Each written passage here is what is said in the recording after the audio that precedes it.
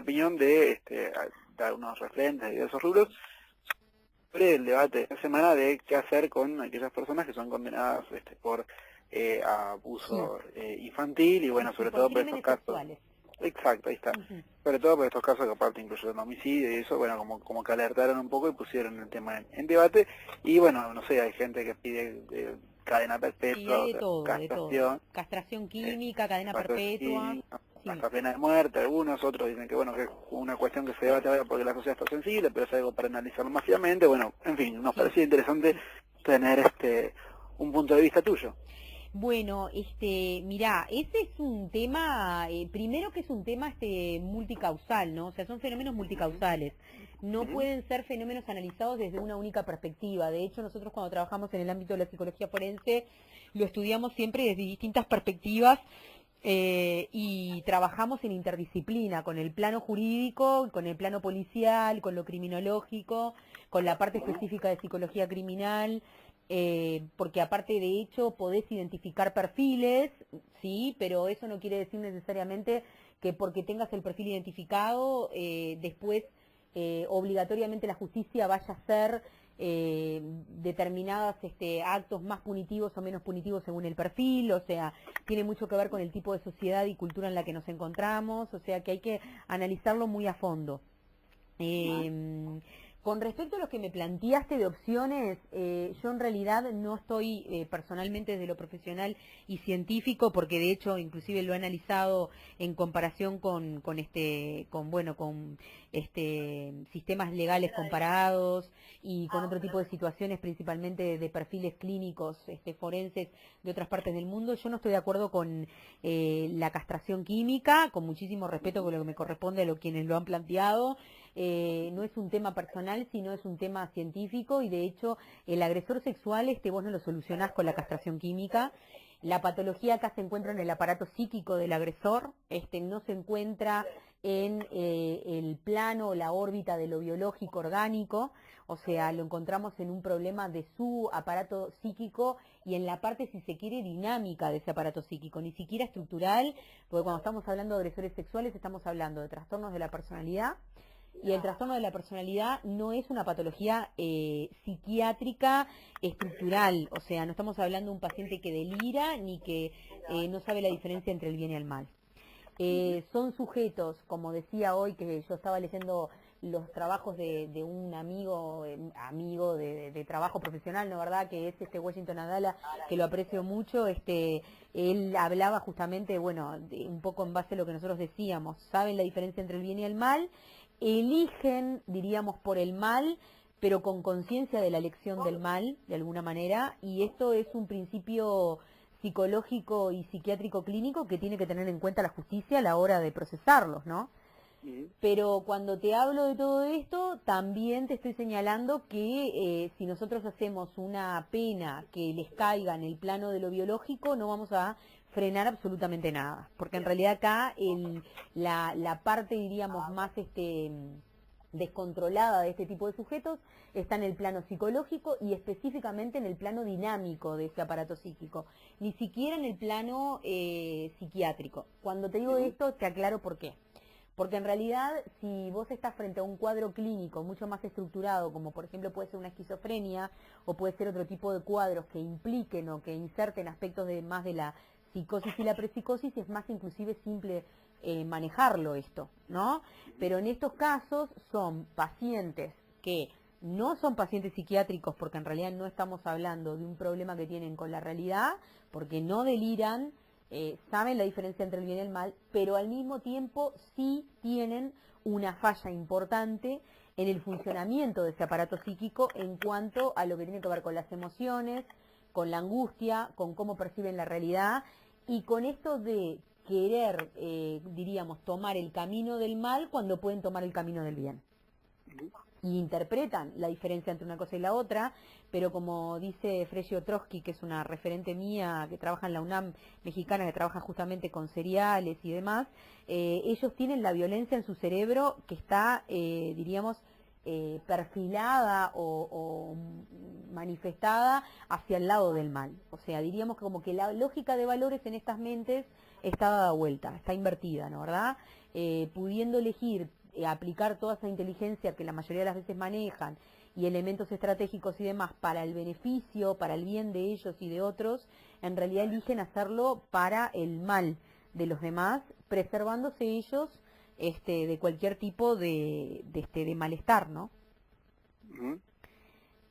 No sé si querés preguntarme algo, decime. No, y después las otras alternativas, aparte de la castración. Bueno, la como... castración química en este caso no sería viable. Con respecto a las otras alternativas, lo perpetuo es complicado, porque si me lo preguntás desde el terreno de la psicología forense, yo lo que te devuelvo es que en realidad cuando se hacen las cadenas perpetuas, no tiene tampoco mucho sentido de ser porque por varias razones. Desde lo psicológico forense y lo victimológico, la víctima que fue, diríamos, ultimada, o la víctima que tuvo problemas, o los familiares de la víctima, quedan pegados al proceso de sufrimiento que, diríamos, purgue o no el victimario.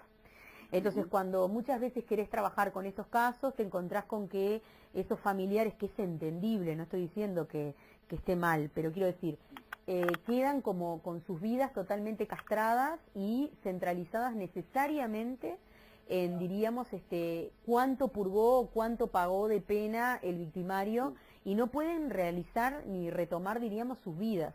Yo no estoy planteando que tengan que retomar las vidas como si nada hubiera pasado, pero de todas maneras es como complicado para principalmente la víctima o la familia de la víctima, el elemento de la perpetua en ese sentido. Por el otro lado, por eso yo te decía, son fenómenos multicausales que trabajamos mucho en interdisciplina. Desde el plano jurídico también es todo un tema, y desde el plano de lo que vendría a ser la sociedad civil también lo es, porque tampoco se trata de acumular gente adentro de una cárcel, me explico, eternamente, porque inclusive, y eso capaz que lo tiene que hablar alguien más especializado en el tema, yo no sé desde el punto de vista de las instalaciones carcelarias tampoco cómo estamos para esto, ¿no? Y eso genera otro tipo de conflictivas dentro de las cárceles, e inclusive alteraciones también en, diríamos, situaciones que pueden vivir los presos adentro en contacto con estos tipos de presos perpetuos, y que después salen y traen otro tipo de cosas para el afuera, ¿no? O sea que el elemento de la perpetua carcelaria es complicado también, es bastante complicado. Hoy me estaba planteando justamente una alumna, me decían, por eso también un tema económico, quizás también sí en parte, ¿no? Porque está todo el tema del Estado, de cómo sostiene a esos presos en la perpetua, ¿no, verdad? Y por el otro lado, la pena de muerte, Abdala también lo planteaba, en realidad la pena de muerte en nuestra Constitución ya está planteada de alguna manera, lo que pasa que diríamos que desde el punto de vista jurisprudencial no está activada de alguna forma, pero de todas formas, si se instalara o se volviera otra vez al tapete, que lo quieren traer y demás, es también toda una vuelta muy comprometida que puede tener como consecuencias boomerangs en nuestra contra, tanto a nivel social, principalmente social, como antropológico, ¿no? Clínico. Porque bueno, a ver, es verdad, nosotros como sociedad cívica y como uruguayos que somos, porque aparte de hecho se ha estudiado, eso se ha investigado, somos muy buscadores de la venganza de alguna manera, ¿no? Que es, diríamos, lo que naturalmente nosotros como seres humanos buscamos cuando alguien nos hace algo, ¿no, verdad? Pero el tema es que este sentimiento tiene que ser civilizado. Yo entiendo que existen sujetos así que son monstruosos, pero nosotros, tenemos que controlar también como sociedad, poder civilizar lo más que podemos nuestras reacciones, ¿no? Por supuesto que no estoy cuestionando las posiciones de las víctimas ni de las familias de las víctimas, que son terroríficas. Y son realmente, viven realmente situaciones que son como un Armagedón, es la caída del mundo. Pero por encima... Pero vos apuntarías más a buscar, digamos, las causas que desembocan en situaciones como estas. Yo apuntaría más a buscar las causas, trabajarlas en prevención, pero trabajarlas con anticipación. O sea, desgraciadamente lo que no nos puede seguir pasando es que surjan este tipo de casos aberrantes y que salgamos todos corriendo a hacer algo. En realidad estos temas tienen que ser trabajados de manera constante. Yo actualmente estoy trabajando muy fuerte lo que tiene que ver con la línea de poder sacar un registro único de agresores sexuales que aparezca y a ver, lo que estamos trabajando mucho en la parte jurídica es cómo presentarlo socialmente y desde la población civil, porque también la población va a tener un arma de tener determinado conocimiento sobre este tipo de sujetos y bueno, y nosotros poblacionalmente también nos vamos a tener que controlar, porque tampoco es el objetivo sacar un registro único y que salga la gente a la calle a buscarlos y a exterminar a este tipo de personas, porque ahí ya nos metemos en otro terreno que tiene que ver con los derechos humanos. Que me van a decir, ¿por qué el victimario tiene que tener derechos humanos y no se considera la víctima? Sí, los consideramos a los dos. Por eso yo te señalaba en este caso de la pena de muerte, el no caer en la redundancia del victimario de alguna manera, porque matar a alguien que mata de alguna forma es, desde la lógica psíquica social, devolver con lo mismo, ¿tá?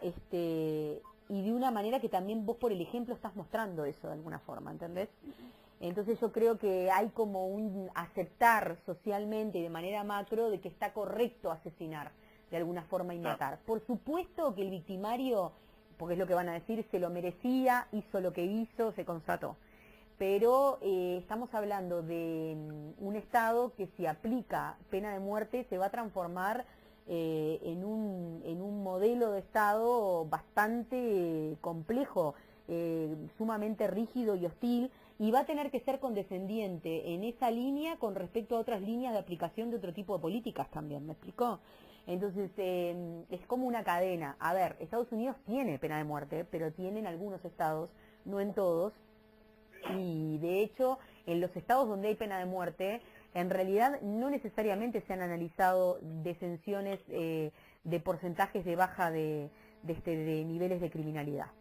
O sea, no necesariamente. Porque aparte de hecho, y te voy a decir algo más, si yo me lo llevo este tema que te estoy tocando ahora al plano de lo clínico forense, me voy a encontrar con que este tipo de sujetos, o sea, no aprenden de la experiencia. Por más que este tipo de personajes vea que matan a otros iguales a ellos, haciendo lo que hacen, yo estoy, pero mirá, un 99% convencida de que es más fuerte el impulso que tienen a reeditar el acto que el frenarse frente a ver qué lo puede pasar esto de que los maten como matan a los otros que hacen lo que hacen ellos.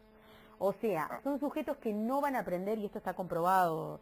Robert Hare, que es uno de los los ponentes más importantes a nivel universal de la psicopatía, ya lo maneja, digo, o sea, se ha estudiado, se han hecho, diríamos, estadísticas y análisis poblacionales enormes, no aprenden de la experiencia. O sea, de hecho, es por eso la vuelta que tienen sobre volver a cometer y volver a cometer y volver a cometer el mismo tipo de crimen. Entonces, la pena de muerte, bueno, a ver, me puede contestar el que está a favor, bueno, pero extermino y es uno menos, sí, pero los otros que tenés que todavía no los identificaste, es muy probable que sigan haciendo lo que están haciendo. O sea que a los hechos de bajar los niveles de índices de criminalidad, yo personalmente desde mi humilde posición no lo veo como algo sustancioso realmente. Y creo, también desde mi humilde lugar, que puede generar otro tipo de boomerangs, y que puede activar otro tipo de cadenas de funcionamientos sociales y comportamentales a nivel de nuestra población y de nuestro sistema cultural que quizás sean complicadas también. Bien. Bueno, te agradezco de verdad muchísimo el No, aporte. por favor. Gracias a ustedes, Y y estoy a las órdenes. Perdóname si fui muy...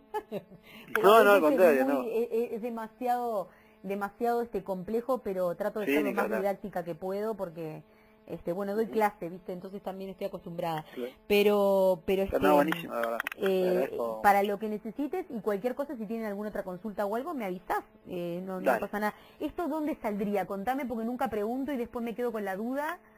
Esto sale en la página 3 de Sábado Show de este sábado. Ah, página 3. Página 3, sábado show. Bien, de este sábado. Perfecto. Yo porque después me preguntan y así les digo.